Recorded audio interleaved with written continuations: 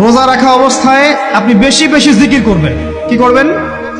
সুবহানাল্লাহ পড়বেন, আলহামদুলিল্লাহ পড়বেন, আল্লাহু আকবার পড়বেন, লা ইলাহা ইল্লাল্লাহ পড়বেন, লা হাওলা ওয়ালা কুওয়াতা ইল্লা বিল্লাহ পড়বেন, পড়বেন হাসবি আল্লাহ ওয়া নি'মাল ওয়াকিল, সুবহানাল্লাহি ওয়া বিহামদিহি, সুবহানাল্লাহিল আযীম, সুবহানাল্লাহিল আযীম ওয়া বিহামদিহি, পড়বেন আস্তাগফিরুল্লাহ ওয়া আতুবু ইলাইহি, আস্তাগফিরুল্লাহ ওয়া আতুবু ইলাইহি, পড়বেন লা ইলাহা ইল্লাল্লাহ ওয়াহদাহু লা শারীকা লাহু লাহুল মুলকু ওয়া লাহুল হামদু ওয়া হুয়া আলা কুল্লি শাইইন কাদির। পারা যাবে না ইনশাআল্লাহ? বেশি বেশি পড়বেন। আরেকটা কাজ করবেন, প্রতিটা কাজ নবী সাল্লাল্লাহু আলাইহি ওয়াসাল্লামের সুন্নাহ মাফিক করার চেষ্টা করবেন। সুন্নাহ মাফিক, খাচ্ছেন তার সুন্নাহ মাফিক, টয়লেট করছেন তার সুন্নাহ মাফিক, ঘুমাচ্ছেন তার সুন্নাহ মাফিক। সুন্নাহর বইগুলো আছে না বাজারে, কিনে নিবেন। কিনে নিয়ে দেখবেন প্রতিটা কাজ কিভাবে করলে সুন্নাহ হবে।